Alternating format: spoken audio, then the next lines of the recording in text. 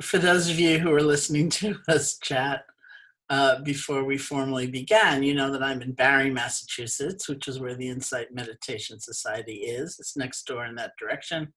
Now closed, of course, for the moment. And um, I was here 25 years ago when I was considering writing a book on loving kindness. I had gone to Burma 10 years prior in 1985, and I did an intensive 3-month immersion retreat in the practice of loving kindness. So loving kindness, as many of you I'm sure know, is a distinct technique. The quality is very much embedded in mindfulness, which in some ways, and certainly back then, was getting to be a more popular concept.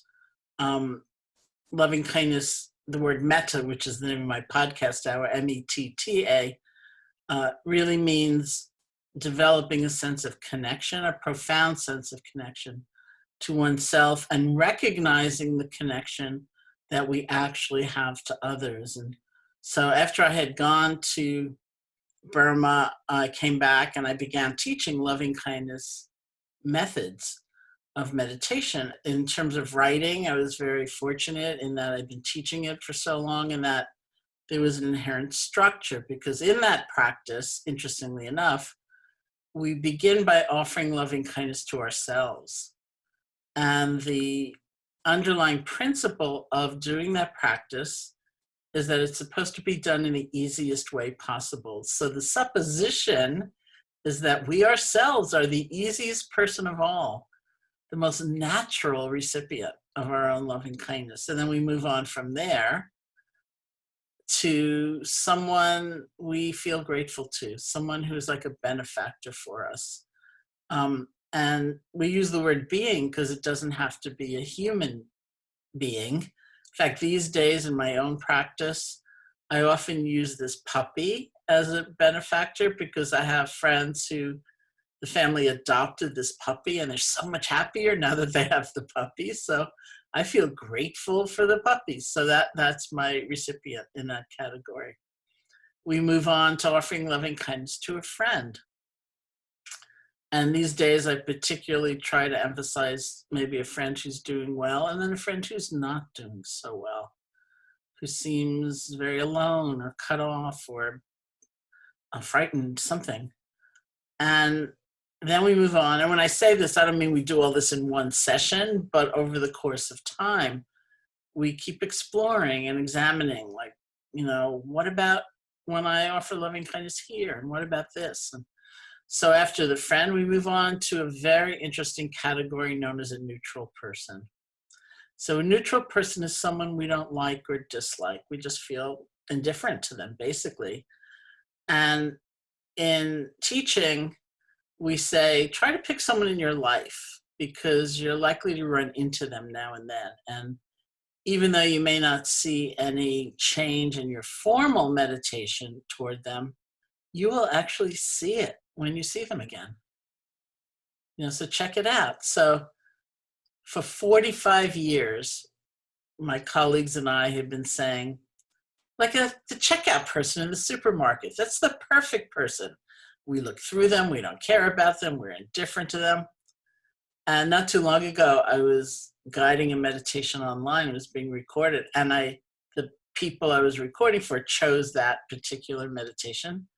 So that's what I was saying. And right in the middle of that, I thought, whoops, look at that. Here are people we are counting on every day, and look at these circumstances in which we are counting on them. And we usually look through them. We don't care about them. And that's the very nature of loving kindness practice. We're not forcing ourselves to feel something or hide difficult feelings, but we're paying attention differently. And out of that comes this very strong sense of connection. After the neutral person, we offer loving kindness to a difficult person. And when I was in Burma, this was especially dramatic because they use the term enemy,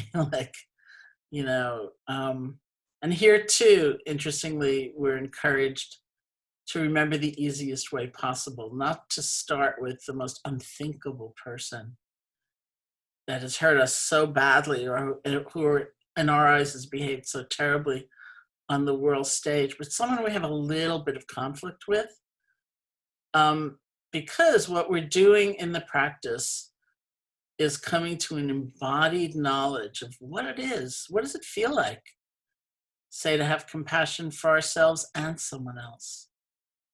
Or what does it feel like to have loving kindness or compassion for someone and realize I can't fix it?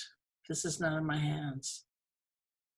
And what does it feel like to have compassion for someone and realize I so oppose your actions that I'm just going to fight those actions with everything I have, but maybe not from a place of hatred. And then we move on from loving kindness for a difficult person to loving kindness for all beings everywhere. This recognition of our connection to the boundlessness of life. And it's an amazing practice. It transformed me.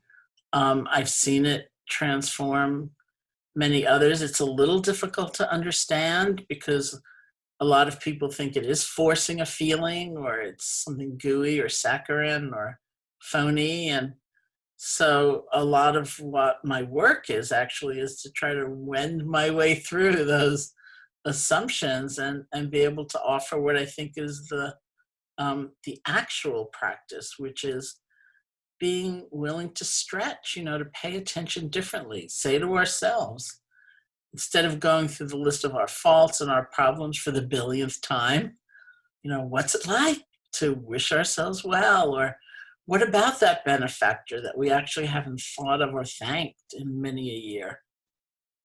What about bringing them to mind and wishing them well? And what about that friend whose pain makes us uncomfortable and we'd rather look the other way? And what happens when we actually allow ourselves to be present? And what about that checkout person in the supermarket who is a perfect example of the interdependence of life and how connected we truly are? Let alone the difficult person who, again, it's not making an excuse or approving of behavior at all, but look at how much we're haunted by the actions of someone else sometimes. And as one of my friends who was obsessing about someone else's bad behavior said, I let him live rent free in my brain for too long. Wouldn't it be nice to be free of that kind of fixation and just see, oh yeah, there's a person who completely messed up, something like that.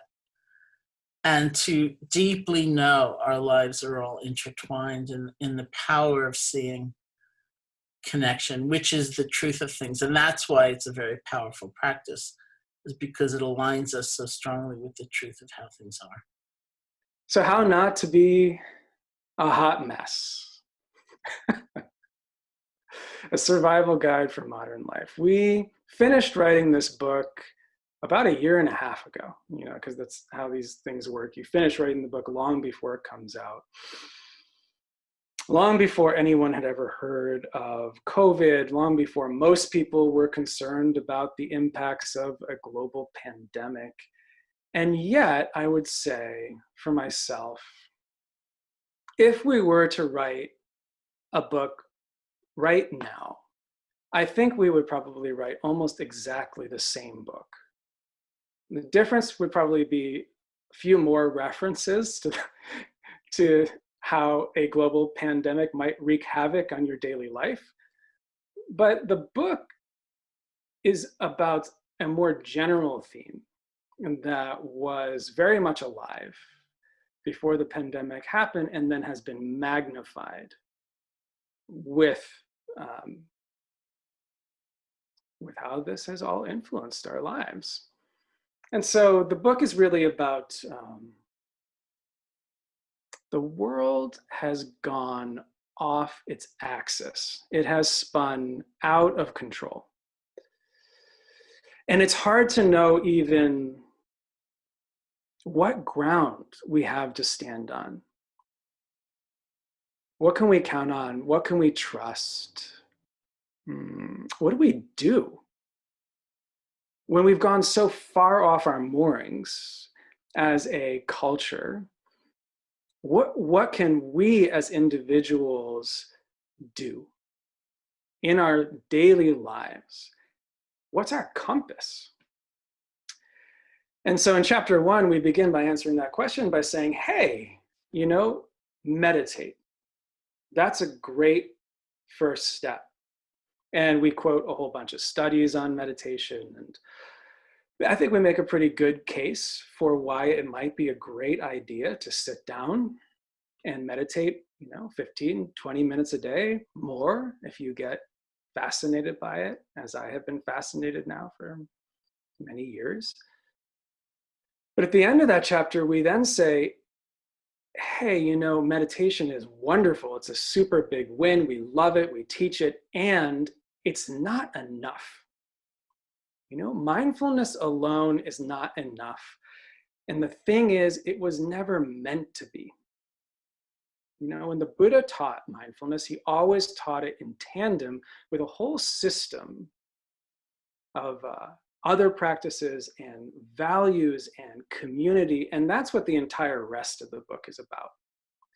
Basically saying, if you want to be fully alive and connected and have meaning, you need to know what you're about. And so then we take you through these 5 chapters that are based on the 5 Buddhist precepts to help you get in touch with your heart values, these core principles that you want to live out of. And so I'll toss it to Devon to talk about those. Yeah, so these guidelines. And it's quite interesting. Another purpose for me, when we first started talking about this book, we were both teaching mindfulness in secular contexts. So we were teaching in hospitals and schools and talking to all kinds of different people about the benefits of meditation and mindfulness. But what we realized was missing was the foundation of values. Like, why are we meditating in the first place? And what are we about? What do we want our lives to be about? And interestingly, when the Buddha taught this, it was always based on these precepts, this invitation into goodness, really getting to know what leads to a meaningful life. Well, it's living in accordance with these basic values, these basic guidelines. So it's kind of a missing piece we saw in the secular mindfulness movement, is a really direct discussion about values, and even you could say morality or ethics. But what we wanted to do was present the precepts or this teaching on morality in a way that wasn't shaming, that wasn't boring, that was actually really uplifting and exciting. These are actually really interesting practices. And because the dominant culture has this mixed relationship with even the word morality, or the sort of dogmatic should not do, should do, we wanted to invite a new perspective. And these are practices that can be really uplifting and interesting and fun to just think about. So after we talk about meditation, we talk about the first precept, which we reframe as don't be a jerk. So we talk about the research actually shows that being a jerk is really not very much fun. That we don't like feeling selfish and angry, and actually doesn't feel good to harm people. So what instead? And this is where loving kindness comes in. Right here in this chapter, we have a little basic meditation on loving kindness, really based on Sharon's work. It feels great to be kind, and can we orient towards the world in this way that's about other people? It's about oh goodness, I care about this. I want to care about you, So that's the next chapter, don't be a jerk. Next chapter, give a little. And this is based on the original precept that says it's basically not so good to steal things, right? It's not so good to take other people's stuff. But what is good is being generous. So again, this is kind of this reorientation. Often we go into situations like, what is in it for me? What can I get out of this?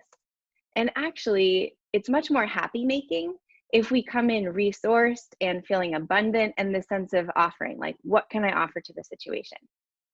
And learning that actually generosity is really fun, that we feel good when we give things. And in each of these chapters, there's just sprinkling in science, the research around this stuff. And it's kind of interesting to look at how when people give, they really do get happy. And then they want to give more. So that was kind of a fun, we kind of trade off different chapters that we wrote. So Craig wrote the jerk chapter. I wrote give a little. And then the next one is on wise speech, say what's true. And this is kind of a fun and kind of an important chapter. Craig talks about all the ways that he learned the hard way about wise speech. That being honest and authentic is a real practice. And especially during our times, we felt this chapter was so important to write because of the dominant culture and what's happening in the public discourse is lying is the norm. And not just lying, but divisive speech and harsh speech. We see this all the time, all over the place. And for the young people we were teaching in university and in high school, there's a sense of, well, there's a way we can speak that actually leads to a lot of unity and a sense of community and well-being that is a practice, and we need to train it. You know, being honest and authentic sometimes means speaking up when it's hard to speak up, but it also means sometimes not saying what we want to say when we're really reactive. So we have certain guidelines in this chapter, say what's true about, is what I'm about to say, is it the right time? Is it kind? Is it helpful? And is it timely, kind, useful, and necessary? So the next chapter, Make Sex Good, was one of the hardest chapters to write. But I will say for me, it was quite a learning because we don't hear a lot of explicit teachings about sex and sexuality in Dharma context or in secular mindfulness. But for me, really learning about these systemic, we call it the trinity of bad sex, these systemic patterns like patriarchy, like objectification, like consumer culture, that actually lead to quite a lot of sex that doesn't feel meaningful and doesn't feel quite connected. But as a Buddhist practitioner, as a meditator, I can actually take my body back and learn that sex is about a lot of meaning and connecting with others and waking up to not taking things so personally, right? It can actually be quite a meditative practice. And so we teach about how important it is to slow down, to really see our sex and sexuality as a practice that can lead to well-being. And the final chapter, Stay Clear. In some ways, this is really the bedrock of the whole thing, is that when we value clarity, we really start to know who we are. We start to know what makes a life meaningful. And then we start to understand through wisdom what actions will lead to that kind of well-being and fulfillment. So we talk about, our dominant culture is really into intoxicating ourselves in all kinds of ways. But when we dull out, we forget what matters to us. And so over time, more and more, it becomes just really happy making to be clear and to know what we're doing and why.